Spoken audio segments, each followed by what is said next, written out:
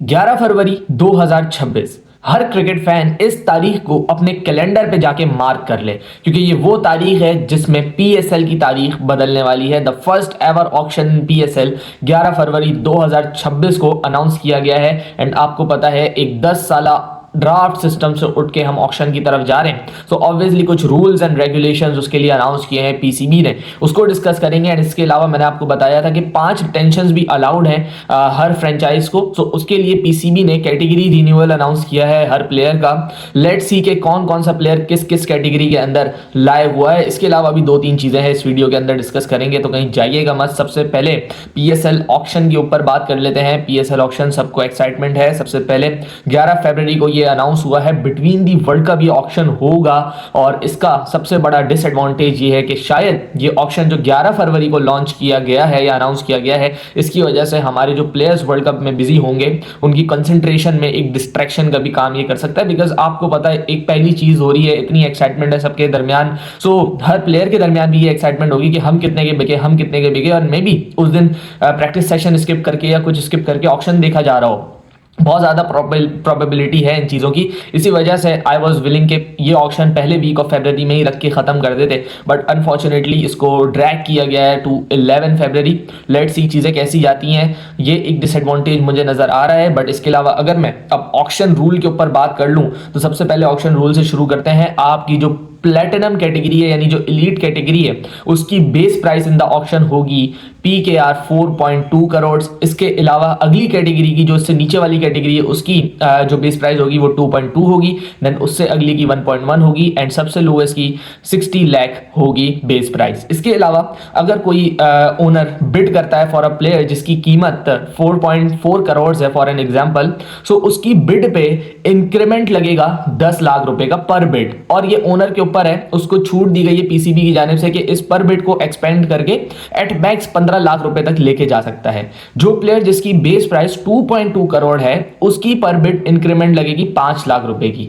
And then वो player जिसकी base price 1.1 crore है, उसकी पर बिड इंक्रीमेंट लगेगा 2.5 लाख रुपए का। सो ये इस तरीके से सिस्टम को अनाउंस किया गया है। ऑब्वियसली जो टीम बजट है, टीम पर्स है, तो उसको 45 करोड़ रुपए पाकिस्तानी अनाउंस किया गया कि हर टीम के पास 45 करोड़ रुपीस तक का बजट है। लेकिन अगर आप एक फॉरेन प्लेयर, जो कि डायरेक्ट साइनिंग की इजाजत दी है पीसीबी ने इस दफा कि आप एक डायरेक्ट साइनिंग कर सकते हैं, उस डायरेक्ट साइनिंग को लाने के लिए आप अपने बजट को एक्सपेंड कर सकते हैं to 50 crore and 50 lakh rupees. ये आपका एक्सपेंडेबल अमाउंट है। इसके ऊपर आप नहीं जा सकते, बट यहां तक आप जा सकते हैं। एक्सपेंडेबल अप टू 50.5 करोड़ है ये। तो अगर कोई बाहर से बंदा साइन कर रहा है, कोई एक ऐसा बंदा होना चाहिए वो ऑब्वियसली जो PSL 11 में नया हो, विच मींस PSL 10 नहीं खेला हो। फॉर एन एग्जांपल जो रूट हो गए, स्टीवन स्मिथ, ग्लेन मैक्सवेल, ये लोग वो प्लेयर हैं जो कि PSL का पार्ट नहीं थे लास्ट ईयर। सो ऐसे प्लेयर्स की डायरेक्ट साइनिंग हो सकती है जो कि लास्ट ईयर PSL का पार्ट नहीं थे। सो ये एक चीज हो गई। इसके अलावा हर टीम बेसिकली 16 से 20 प्लेयर्स के दरमियान प्लेयर्स को ले सकती है, जिनमें से एटलीस्ट आपको 5 से 7 ओवरसीज प्लेयर्स लेने की वो है इजाजत है। एंड उन 5 से 7 प्लेयर्स में से 3 एटलीस्ट खेलने चाहिए मैच। इसके अलावा 4 एट मैक्सिमम आपकी प्लेइंग 11 में इंक्लूड हो सकते हैं। इसके अलावा अगर मैं अनकैप्ड प्लेयर की बात करूं, यानी जिसने अभी तक पाकिस्तान के लिए डेब्यू नहीं किया है, so under 23 uncapped player at least 2 आपकी स्क्वाड में लाजमी होने चाहिए। एंड प्लेइंग 11 के अंदर उनमें से कोई एक खेलता हुआ नजर आए पीसीबी को। सो ये कुछ शराइत है about the playing 11 and the squad. इसके अलावा जो भी प्लेयर जिस टीम के साथ जाएगा उसका कॉन्ट्रैक्ट 2 साल कॉन्ट्रैक्ट है। 2 साल तक वो उसी टीम के साथ है। देन नेक्स्ट ईयर जब ऑक्शन होगी तो हर टीम को बेसिकली रिटेंशन की इजाजत होगी, 7 रिटेंशन की इजाजत होगी, जिसके बाद एक ऑक्शन होगा। एंड देन 2 साल के बाद, जब ये 2 साल खत्म हो जाएंगे, तो एक ग्रैंड ऑक्शन होगा PSL 12 के बाद, जिसमें आपकी टीम को येट अगेन 5 रिटेंशन की इजाजत होगी। एंड वो चीज़ें कैसे जाएंगी फिर उसके ऊपर आगे डिस्कस करेंगे। तो ये सारे के सारे पीसीबी ने रूल्स अनाउंस किए हैं for the auction of the PSL। And इसको जल्दी करना चाहिए था, मेरे ख्याल है बहुत ज़्यादा लेट कर दिया है। येट अगेन वजह वही है कि बिटवीन आप इसको करवा रहे हैं टूर्नामेंट के, इतने बड़े टूर्नामेंट के, जहाँ पे आपकी टीम की इज्जत पिछले 2 से 2.5 सालों में बिल्कुल नहीं बन पाई है। अनफॉर्चुनेटली हमने बहुत ज़्यादा अंडर परफॉर्म किया, यूएसए से हारे हैं, ऐसी टीम से हारे हैं जिससे हमने कभी तवक्का नहीं की थी। लास्ट 4 टूर्नामेंट अगर हम आईसीसी के देखें तो we have not qualified for the next round, और यहाँ पे अगर आप बिटवीन द टूर्नामेंट अपना इतना बड़ा इवेंट अनाउंस करते हैं तो this is a clear distraction towards every player. मैं ये होप करता हूँ कि हर प्लेयर एक प्रोफेशनलिज्म के साथ जाए। अगर आपकी ट्रेनिंग अलाइंड है या ट्रेनिंग सेशन स्केड्यूल्ड इस दिन, तो इसको एटलीस्ट मिस ना किया जाए, क्योंकि obviously Pakistan team and world cup is much bigger than this PSL. Obviously world cup के कंपैरिजन में अगर आप पीएसएल की बात करेंगे तो बहुत दूर है। अब बात कर लेते हैं जो कि कैटेगरी रिन्यूअल अनाउंस किया गया पीसीबी की जानिब से। सबसे पहले इमर्जिंग कैटेगरी में किन किन प्लेयर्स को डाला गया है। सो इस्लामाबाद यूनाइटेड के इमर्जिंग प्लेयर्स में से साद मसूद, मोहम्मद शहजाद और गाजी गौरी। इसके अलावा पेशावर ज़ल्मी में अब्दुल्ला फजल, अली रज़ा, माँ सदाकत। अब ये जो पेशावर का जो स्टेटस है इस वक्त बहुत ज़्यादा क्रिटिकल हो गया, क्योंकि माँ सदाकत एंड अली रज़ा ये दो ऐसे यंगस्टर्स हैं जो कि हर बंदा अपनी टीम में चाहेगा। So Peshawar has a tough call to make now. इसके अलावा कराची किंग के बाद Riazullah, Fawad Ali and Saad Baig. I hope they are going for Saad Baig, जहां तक मुझे लगता है। उसके बाद मुल्तान सुल्तान के पास शाहिद अजीज एंड मोहम्मद जुल्किफल, ये आपके पास मुल्तान सुल्तान के प्लेयर्स हैं। लाहौर कलंदर में मोमिन कमर जो कि लेफ्ट आर्म चाइनामैन बॉलर हैं, अभी अंडर 19 वर्ल्ड कप भी खेल रहे हैं, बड़े अच्छे रिस्ट स्पिनर हैं। कोयटा ग्लैडिएटर्स में मोहम्मद जीशान, वो लंबा फास्ट बॉलर, एंड शामिल हुसैन द लेफ्टी। सो ये आपके पास इमर्जिंग कैटेगरी रिन्यूअल अनाउंस की गई है। इनमें से आप रिटेंशन कर सकते हैं। अब हर टीम इन्हीं में से एक एक प्लेयर को रिटेन कर सकती है। For an example Islamabad United के बाद 3 ऑप्शंस हैं। 3 ऑप्शंस कौन से हैं? साद मसूद, गाजी गौरी एंड मोहम्मद शहजाद। इसमें से इस्लामाबाद सिर्फ एक को ही रिटेन कर सकती है, बाकी किसी को रिटेन नहीं कर सकती। बाकी के जो 2 हैं वो फिर चले जाएंगे as an option for the rest of the 2 franchises, या तो फिर वो जाएंगे ऑक्शन के अंदर, वहां पे वो सेल आउट होंगे। इसके अलावा अगर मैं सिल्वर कैटेगरी की बात करूं तो इस्लामाबाद से हुनैन शाह एंड मोहम्मद फाइक को सिल्वर कैटेगरी के अंदर डाला गया है। पेशावर ज़ल्मी से रिस्ट स्पिनर आरिफ याकूब, जो कि 2 सीजन पहले बड़ा उसने आउट परफॉर्म किया था, इंप्रेस किया था, उसको सिल्वर में रखा गया है। Mehran Mumtaz, this is the guy to watch out. और मैं चाहता हूं कि मेहरान को ऐसी टीम ले जो इसको परमानेंटली अपनी 11 में चांस दे, क्योंकि ये आपका एक ऐसा प्रोडक्ट है जो कि पाकिस्तान को बड़े अच्छे तरीके से रिप्रेजेंट कर सकता है। He is a wonderful bowler और बैटिंग में भी अब इंप्रूव करता जा रहा है। 2022 में इन्होंने कहीं अंडर 19 वर्ल्ड कप खेला था, बट उसके बाद से इनको अपॉर्चुनिटीज बड़ी स्लिम दी गई। जब दी गई इन्होंने परफॉर्म किया, बट पिछले साल तो पेशावर ने एक मैच भी नहीं खिलाया, 1-2 खिलाए होंगे, आई डोंट नो। इसके बाद अगर हम लोग बात करें कराची किंग्स की तो मिर्जा मामून इम्तियाज, ये भी एक लेफ्ट आर्म रिस्ट स्पिनर है, चाइनामैन। इनको कराची ने अपने टैलेंट हंट प्रोग्राम से उठाया था, सर सैयद यूनिवर्सिटी के स्टूडेंट। इसके अलावा मुल्तान सुल्तान से अगर आप देख लें तो यासिर खान, आमिर बरकी, मोहम्मद जुनेद, हुमायूं अल्ताफ, अली इमरान, जहांजीर सुल्तान, उबैद शाह। ये मुल्तान सुल्तान जो है सिल्वर कैटेगरी में इनके 6 प्लेयर्स का नाम आया, यानी 6 में से सिर्फ और सिर्फ एक को ही पिक करना है, and most probably Ubaid Shah को ये लोग रिटेन करेंगे। बाकी सारे they will leave for options और द ऑक्शन और अदर फ्रेंचाइज टू चूज। इसके अलावा लाहौर कलंदर में 3 सिल्वर कैटेगरी के नाम है, जिसमें मोहम्मद अखलाक, मोहम्मद नईम एंड मोहम्मद अजाब। लाहौर कलंदर के लिए स्ट्रेट फॉरवर्ड है, मोहम्मद नईम को रिटेन करेंगे और बाकी दोनों को जाने देंगे। इसके अलावा कोयटा ग्लैडिएटर्स से सिर्फ एक ही नाम जो कि सिल्वर कैटेगरी में आया, वो है अली माजिद, जो कि तेज स्पिन बॉलिंग करते हैं, वो अली माजिद। इसके अलावा फिर उसके बाद गोल्ड में चलते हैं। गोल्ड में बड़े ज़्यादा नाम है, एंड गोल्ड से अब आप देखेंगे चॉइसेस टफ हो जाती हैं फॉर एवरी फ्रेंचाइज।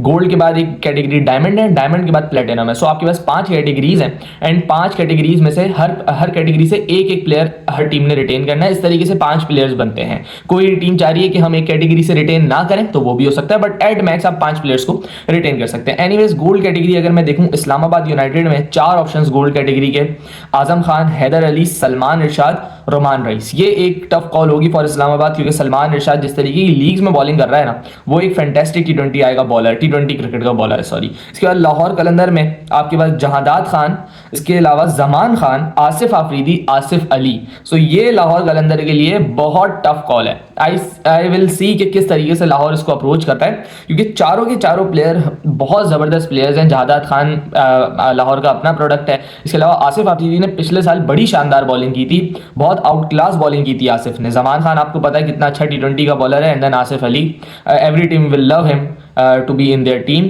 इसके अलावा कराची किंग्स की अगर मैं बात करूं, यहाँ पे भी बहुत सारे ऑप्शंस हैं, जिनमें आपके पास खुशदिल शाह, आमिर जमाल, इरफान खान नियाजी, मीर हमजा, जाहिद महमूद, उमैर बिन Yousuf, Shahnawaz Dahani and Arafat Minhas. Good to see Arafat in gold category. बहुत अच्छी कैटेगरी अराफात को मिली है, and obviously due to his performances मिली है ये category. So Karachi kings is short of options, या तो खुशदिल को जाने दें, आमिर जमाल को जाने दें, या इरफान को रखें। सो एक टफ कॉल है, क्योंकि खुशदिल एंड इरफान एक ऐसे प्लेयर्स हैं, मीर हमजा भी इवन, जिन्होंने बड़ी शानदार परफॉर्मेंसेज दी लास्ट ईयर कराची के लिए। उसके बाद मुल्तान सुल्तान को अगर मैं देखूं तो कामरान गुलाम, मोहम्मद हसनैन, फैसल अकरम, आकिफ जावेदन, तैयब ताहिर, ये गोल्ड कैटेगरी में मुल्तान सुल्तान के प्लेयर्स थे।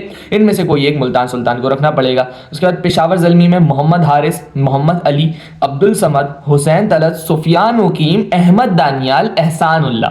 सो अहमद दानियाल, सुफियान मुकीम एंड आप समझ लें कि मोहम्मद अली, कौन छोड़ेगा इन प्लेयर्स को? ये वो प्लेयर्स हैं जिन्होंने पिछले साल बड़ी अच्छी परफॉर्मेंस दी है। एंड आपको पता है कि यार अहमद दानियाल तो अब जिस रिदम में है वो कोई भी फ्रेंचाइज नहीं छोड़ेगी उसको। सो पेशावर ज़ल्मी के लिए भी एक टफ कॉल है यहाँ पे। फिर कोयटा ग्लैडिएटर्स अगर हम लोग देख लें तो खुर्रम शहदाद एंड हसीबुल्लाह, उसके अलावा ख्वाजा नाफे, इसके अलावा हसन नवाज, दानिश अजीज। तो या तो आप हसन नवाज को रख लें या तो ख्वाजा नाफे को रख लें।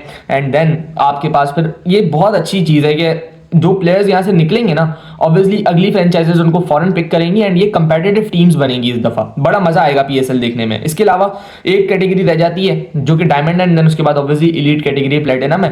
डायमंड कैटेगरी के अंदर आपके पास कराची किंग्स से अब्बास आफरीदी एंड शान मसूद है।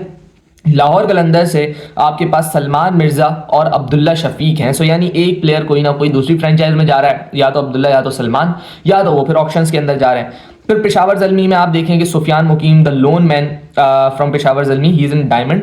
इसके अलावा अगर हम लोग देख लें मुल्तान सुल्तान, उसामा मीर, इफ्तिखार अहमद, उस्मान खान, ये लाहौर कलंदर है। एंड देन कोयटा ग्लैडिएटर के डायमंड में Saud Shakeel, Mohammad Wasim junior and Usman Tariq. Again Quetta Gladiators diamond में फंसा हुआ है। उस्मान तारिक को कोई भी नहीं छोड़ना चाहेगा। वसीम इनका आउटस्टैंडिंग परफॉर्मर है, सऊद शकील इनका कप्तान है। So again it will be a very tough call.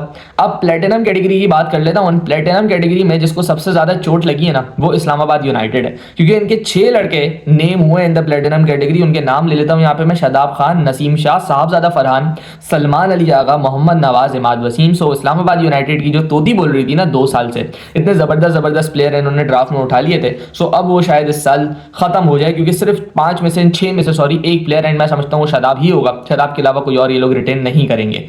Karachi kings में से the only platinum player is Hasan Ali. So probably Hasan Ali को आप कराची की जर्सी में ही देखेंगे। Lahore Qalandar yet again has a tough pill to swallow. इस दफा या तो फखर को जर्सी उतारनी पड़ेगी या तो हारिस को उतारनी पड़ेगी, बिकॉज शाहीन तो कहीं नहीं जा रहा। तो Shaheen Shah Afridi will not be playing for Lahore Qalandars, I believe. Shaheen Shah Afridi will be playing for Lahore Qalandar, लेकिन फखर एंड हारिस में से कोई ना कोई या दोनों ही आपको दिखेंगे कि नहीं खेल रहे। लाहौर कलंदर की प्लेटिनम पिक्स हो सकती हैं यहाँ पे शाहीन अफरीदी, फखर जमान एंड हारिस रऊफ।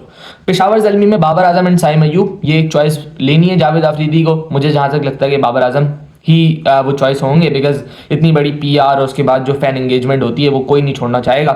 इसके अलावा मुल्तान सुल्तान तो देखें एक ही ऑप्शन मोहम्मद रिजवान है।